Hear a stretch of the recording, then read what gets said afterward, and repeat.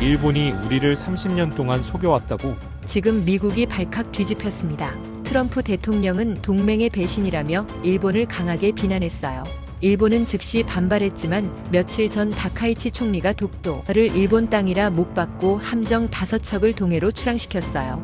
전 세계는 긴장했고 전면 충돌이 임박했다는 보도가 쏟아졌어요. 그때 한국은 어떠한 발표도 없이 이렇게 대응했죠. 여러분, 이야기 시작하기 전에 구독 눌러주시고 댓글에 구독이라고 남겨주세요. 안녕하세요. 저는 알렉스 리드입니다. 워싱턴 국방부에서 30년간 아시아 해역 감시 업무를 담당하고 있습니다. 소련 붕괴부터 중국의 부산까지 태평양에서 벌어진 모든 군사적 변화를 지켜봐왔죠. 그런데 오늘 아침 받은 긴급 보고서는 제 30년 경험으로도 전례를 찾기 어려운 내용이었습니다. 한밤중 일본 사세보 해군 기지에서 비상경보가 울렸습니다. 다카이치 산나의 총리의 직접 명령으로 해상자위대 최정예 함정들이 동시 출항 지시를 받은 겁니다. 이지스함 아타고를 선두로 구축함 고나미 하루나 아카즈키가 일렬종대를 이루어 동해로 향했어요. 위성 추적 시스템이 보여준 일본 함대의 움직임은 소름 끼칠 정도로 치밀했습니다. 4척의 함정이 각각 다른 항로를 택해 독도를 향해 수렴하고 있었거든요. 마치 사냥감을 포위하듯 동서남북에서 동시에 접근하는 완벽한 포위망이었어요. 각 함정은 최대 전투 속력으로 항진했고 승조원들은 완전 전투 배치 상태를 유지했습니다. 새벽이 밝아오자마자 첫 번째 충격이 왔습니다. 일본 함정들이 독도 동쪽 12해리 지점에 일제히 정박한 겁니다. 이는 한국령의 바로 코앞까지 밀고 들어간 전례 없는 도발이었어요. 더욱 놀라운 건 각 함정의 레이더가 동시에 가동되면서 독도 전체를 완전 포착했다는 점이었습니다. 일본 함정들의 배치는 정말 치밀했어요. 이지스함 아타고는 독도 정면을 맡아 지휘함 역할을 했고 고나미는 동쪽에서 탈출로를 차단했습니다. 하루나는 남쪽에서 부산 해군 기지 방향을 견제했고 아카즈키는 서쪽에서 울릉도 쪽을 감시했어요. 완벽한 사방 포위였죠. 해가 완전히 뜬 후 일본 해상자위대는 독도 해역에서 정기 순찰 훈련을 시작한다고 발표했습니다. 하지만 위성 영상 속 현실은 달랐어요. 각 함정마다 대한 미사일 발사대가 독도 방향으로 향해 있었고 헬기 갚아내는데 헬기들이 이륙대기 상태였거든요. 총리님의 지시입니다. 독도는 우리 땅을 명확히 보여주라고 하셨습니다. 일본 함대 사령관의 교신 내용이 우리 감청망에 포착됐을 때 저는 사태의 심각성을 깨달았어요. 이건 단순한 영토 분쟁이 아니라 군사적 시위였거든요. 그 직후 더욱 충격적인 상황이 벌어졌습니다. 일본 함정들이 독도 주변에서 실제 화력 시연을 시작한 겁니다. 물론 공해상에서 진행된 훈련이었지만 한국 입장에서는 명백한 무력 시위로 받아들일 수밖에 없는 상황이었어요. 보성이 독도 상공을 뒤덮으며 일본의 의지를 과시했습니다. 더욱 놀라운 건 일본이 이번 작전에 투입한 인력과 장비의 규모였어요. 각 함정마다 최고 숙련도 승조원들이 탑승했고 최신 전자전 장비까지 동원했거든요. 이는 단순한 시위가 아니라 실제 군사작전에 준하는 수준이었습니다. 그런데 이상했어요. 한국에서는 아무런 반응이 없었거든요. 과거라면 즉시 한국 해군이 출동했을 텐데 이번엔 완전히 조용했습니다. 청와대 브리핑도 없고 국방부 성명도 없고 심지어 항해 전화조차 한 통도 없었어요. 저희 분석실 동료들도 당황했습니다. 베테랑 김 박사는 한국이 이렇게 조용한 건 처음 본다며 고개를 저었어요. 일본 전문가인 사토 연구원은 일본 자료가 워낙 완벽해서 한국이 할 말이 없는 것 같다고 분석했습니다. 24시간이 지나도록 한국의 침묵은 계속됐습니다. 위성 모니터 화면에는 일본 함정 4척만 떠 있을 뿐 한국 측 그림자조차 보이지 않았거든요. 독도 해역은 마치 일본이 완전 장악한 것처럼 보였습니다. 솔직히 저도 한국의 이런 반응이 의외였어요. 보통 한국은 영토 문제에 대해서는 매우 격렬하게 반응하거든요. 그런데 이번엔 정말 조용했습니다. 아마도 일본이 준비한 자료의 압도적인 완성도 때문이겠죠. 객관적으로 봐도 한국이 반박하기 어려울 정도였으니까요. 그 무렵 국방장관실에서 긴급 소집 명령이 떨어졌어요. 매티스 장관이 직접 저를 호출한 겁니다. 리드, 한국 상황이 어떻게 돌아가는 거지? 24시간째 조용한데. 장관님, 솔직히 이해가 안 됩니다. 한국이 이렇게 쉽게 물러설 나라는 아닌데요. 일본이 보내온 자료 봤나? 300페이지가 넘어 역사적 근거부터 국제법까지 완벽하게 준비했더군. 저도 그 자료를 자세히 검토했었어요. 17세기 고문서 사진부터 최신 위성 측량 데이터까지 일본의 준비는 정말 치밀했거든요. 특히 국제법 해석 부분은 하버드 로스쿨 교수들이 직접 작성한 것 같을 정도로 정교했습니다. 객관적으로 보면 한국이 반박하기 어려울 정도였어요. 한국이 감정적으로 대응할 거라 예상했는데 이렇게 조용하다는 건 매티스 장관이 고개를 저으며 말했어요. 아마 일본 자료의 완성도를 보고 주저하는 것 같다. 하지만 확실히 해야 한다. 어떻게 말입니까? 내가 직접 서울에 가서 확인해. 한국이 정말 포기한 건지 아니면 다른 계획이 있는 건지 말이다. 솔직히 저는 한국이 이미 게임 오버라고 생각했어요. 일본의 압도적인 자료와 군사적 압박 앞에서 한국이 할 수 있는 게 뭐가 있겠습니까? 더구나 이렇게 오랫동안 침묵한다는 건 사실상 패배를 인정한 거나 다름없었거든요.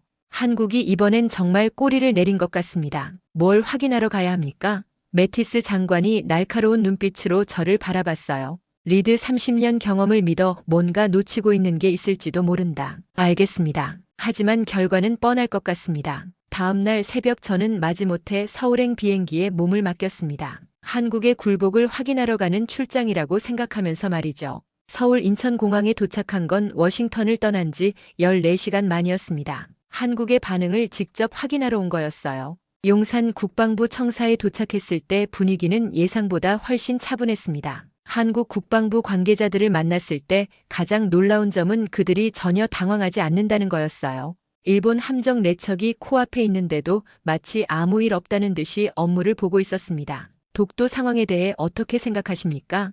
제가 물었을 때 한국 국방부 국제협력관 김준장은 담담하게 답했어요. 적절한 때가 되면 대응하겠습니다. 적절한 때라는 게 언제입니까?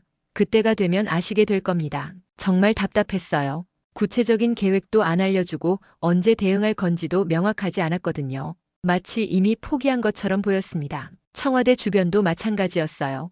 기자들은 몰려 있었지만 정부에서는 아무런 브리핑도 하지 않았습니다. 국민들도 일상생활을 평범하게 이어가고 있었어요. 이상하리만큼 조용했습니다. 이틀째 되던 날 갑자기 제네바에서 긴급 연락이 왔습니다. 국제해양법위원회에서 긴급 회의가 소집됐다는 소식이었어요. 일본이 독도 영유권 문제를 국제무대로 끌고 나간 겁니다. 저는 급히 김포공항으로 향했습니다. 제네바 유엔 본부 회의장에 도착했을 때 이미 분위기는 심상치 않았어요. 일본 대표단이 엄청난 규모로 나타난 겁니다. 트럭 2대 분량의 자료와 대형 디스플레이 장비까지 동원해서 말이죠. 반면 한국 대표단은 서류 가방 하나만 들고 조용히 자리에 앉아 있었습니다. 일본 외무성 모리야마 심의관이 단상에 올랐을 때 회의장 전체가 숨을 죽였어요. 그는 정장 차림새부터 완벽했고 손에는 두꺼운 발표 자료를 들고 있었습니다. 반면 한국 대표 이서연은 작은 노트북 하나만 앞에 놓고 가만히 앉아 있었습니다. 존경하는 위원회 여러분, 오늘 저희가 제시할 증거는 독도가 역사적으로, 법적으로, 지리적으로 일본 영토임을 명확히 보여줄 것입니다. 모리야마의 첫마디부터 확신에 차 있었어요. 그는 리모컨을 들고 대형 스크린을 가리쳤습니다. 화면에는 3차원으로 구현된 동의 전체 지도가 펼쳐졌어요. 마치 영화를 보는 것처럼 생생했습니다. 첫 번째 증거입니다. 1667년 일본 막부가 작성한 은주 시청 앞길을 보시죠. 고문서 원본이 화면에 떴어요. 일본어 고전과 영어 번역본이 동시에 표시됐고 핵심 부분은 빨간 테두리로 강조됐습니다. 모리야마는 마치 대학 교수처럼 차근차근 설명했어요. 이 문서에는 다케시마는 일본 영토라고 명확히 기록돼 있습니다. 이는 한국이 주장하는 어떤 문서보다도 100년 앞선 기록입니다. 회의장이 웅성거렸어요. 각국 대표들이 서로 속삭이며 메모를 적기 시작했습니다. 일본의 준비가 예상보다 훨씬 체계적이었거든요. 두 번째 증거입니다. 현대 과학기술로 검증한 지질 구조를 보시죠. 이번엔 위성 촬영 영상이 나왔어요. 독도 주변 해저 지형부터 암석 구조까지 세밀하게 분석된 자료였습니다. 일본은 도쿄 대학과 교토 대학의 지지학 교수들까지 동원해서 과학적 근거를 만들어낸 거였어요. 독도의 지질학적 특성은 일본 시만의 현과 완전히 일치합니다. 반면 한국 울릉도와는 뚜렷한 차이를 보입니다. 모리야마는 거기서 멈추지 않았어요. 그는 국제법 해석까지 끌어들였습니다. 1952년 샌프란시스코 평화조약 제2조를 보시죠. 일본이 포기한 영토 목록에 다케시마는 포함돼 있지 않습니다. 이는 국제사회가 다케시마를 일본 영토로 인정했다는 명확한 증거입니다. 조약 원문과 영어 번역본이 화면에 나타났어요. 해당 조항이 형광펜으로 강조돼 있었고 하버드 로스쿨 교수의 법리 해석까지 첨부돼 있었습니다. 정말 치밀한 준비였어요. 40분간 계속된 일본의 발표는 압권이었습니다. 역사적 근거, 과학적 증거, 법적 해석까지 3단계로 나누어서 완벽하게 논증했어요. 각 단계마다 권위 있는 전문가들의 의견을 인용했고 반박하기 어려운 자료들을 제시했습니다. 마지막으로 말씀드리겠습니다. 감정이 아닌 사실로 추측이 아닌 증거로 판단해 주시기 바랍니다. 모리야마가 발표를 마치자 회의장의 박수가 터져 나왔어요. 솔직히 저도 감탄했거든요. 일본의 준비가 이 정도일 줄 몰랐습니다. 그 직후 회의장 벽면의 전광판에 실시간 여론조사 결과가 나타났어요. 각국 대표들의 반응을 즉석에서 집계한 거였습니다. 독도 영권에 대한 귀하의 판단은 일본 영토 58%, 한국 영토 22%, 판단 보류 20%. 저는 깜짝 놀랐어요. 일본이 과반수를 넘긴 겁니다. 더욱 충격적인 건 시간이 갈수록 일본 쪽 비율이 계속 올라가고 있다는 점이었어요. 한국 측 답변을 듣겠습니다. 위원장이 한국 대표 이서연을 바라봤어요. 모든 시선이 그녀에게 집중됐습니다. 회의장이 조용해졌어요. 이제 한국이 어떻게 반박할지 모두가 궁금했거든요. 그런데 이서연은 자리에서 천천히 일어나더니 단 한마디만 했습니다. 현장 검증을 먼저 받아달라고 요청드립니다. 그게 전부였어요. 추가 설명도 없고 반박 자료도 없고 그냥 한 문장으로 끝냈습니다. 회의장이 다시 웅성거렸어요. 사람들은 서로 얼굴을 마주보며 어리둥절해했습니다. 현장 검증이라고 하면 위원장이 다시 물었지만 이서연은 추가 설명을 거부했어요. 적절한 시기에 말씀드리겠습니다. 그리고 그녀는 다시 자리에 앉았습니다. 정말 이상한 대응이었어요. 일본이 그렇게 완벽한 자료를 내놨는데 한국은 아무런 준비가 안 돼 있는 것 같았거든요. 전광판의 숫자가 다시 움직였어요. 일본 영토 64%, 한국 영토 18%, 판단 보류 18%, 일본이 60%를 돌파한 겁니다. 저는 옆자리에 앉은 독일 대표에게 물어봤어요. 한국이 왜 저러는 걸까요? 자료가 없어서 그런 것 아닙니까? 일본 준비가 워낙 완벽해서요. 프랑스 대표도 고개를 끄덕였어요. 감정적 대응 대신 이성적으로 인정한 것 같네요. 현명한 판단입니다. 회의가 끝난 후 복도에서 만난 일본 대표들은 환한 표정이었어요. 모리야마는 동료들과 악수를 나누며 승리를 확신하는 듯 했습니다. 예상보다 쉬웠군요. 한국이 이렇게 빨리 포기할 줄 몰랐어요. 반면 한국 대표단은 조용히 회의장을 나왔어요. 이서연의 표정은 여전히 차분했지만 뭔가 다른 계획이 있는 것처럼 보였습니다. 하지만 객관적으로 보면 한국의 패배는 명확했어요. 그날 밤 호텔에서 매티스 장관에게 보고 전화를 드렸습니다. 장관님, 일본이 압도적으로 앞서고 있습니다. 한국은 아무런 준비가 안 돼 있어요. 그래, 한국이 정말 포기한 건가? 네, 거의 확실합니다. 내일 최종 결정이 나겠지만 결과는 뻔해 보입니다. 하지만 전화를 끊고 나서도 뭔가 찜찜한 느낌이 들었어요. 한국이 이렇게 쉽게 물러설 나라일까요? 분명 뭔가 놓치고 있는 게 있을 텐데 말이죠.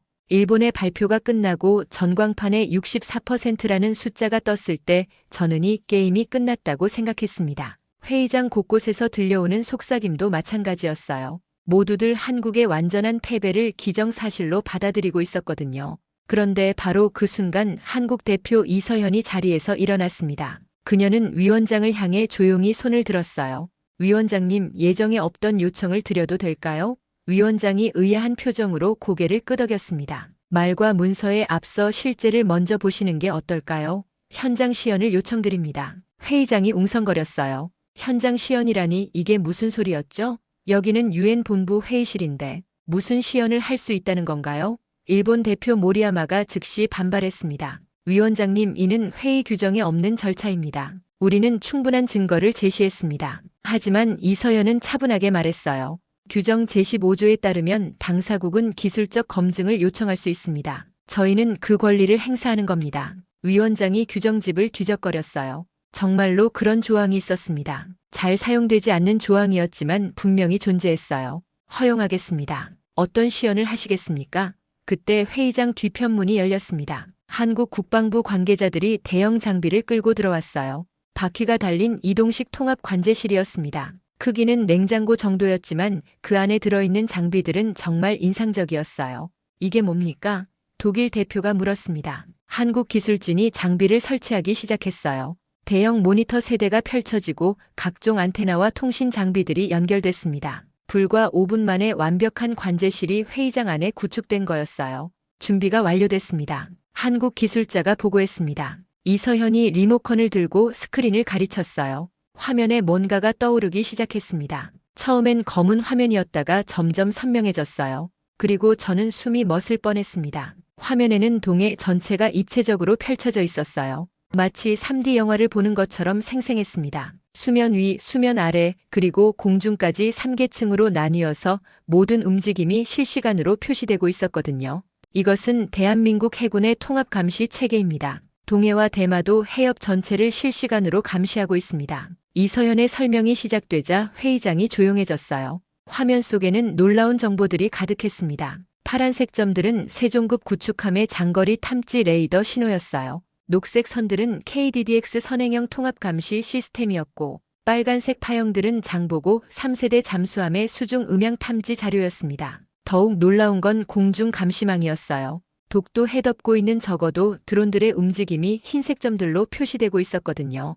그리고 동해 연에 설치된 초장거리 레이더 12기가 부채꼴 모양으로 신호를 뿌리고 있었어요. 세부 정보를 보시겠습니다. 이서현이 화면을 확대했습니다. 독도 주변 해역이 확대되면서 더욱 자세한 정보가 나타났어요. 수온, 조류, 풍향, 심지어 바다새들의 움직임까지 모든 게 실시간으로 모니터링되고 있었습니다. 일본 대표단의 표정이 굳기 시작했어요. 모리야마는 동료와 속삭이며 무언가를 확인하고 있었습니다. 이건 과장된 시뮬레이션일 가능성이 있습니다. 일본 기술 담당자가 항의했어요. 그때 이서현이 미소를 지었습니다. 그렇다면 실제로 확인해 보시죠. 지금 이 순간 독도 서쪽에서 접근하고 있는 함정이 있습니다. 화면 왼쪽에 주황색 점 하나가 나타났어요. 그 옆에는 상세 정보가 떴습니다. 신규 목표물이 식별됐습니다. 구축 함급 함정으로 확인되며 현재 속도는 18노트입니다. 동남쪽으로 항진하고 있고 신호 특성상 일본 해상자위대 소속으로 추정됩니다.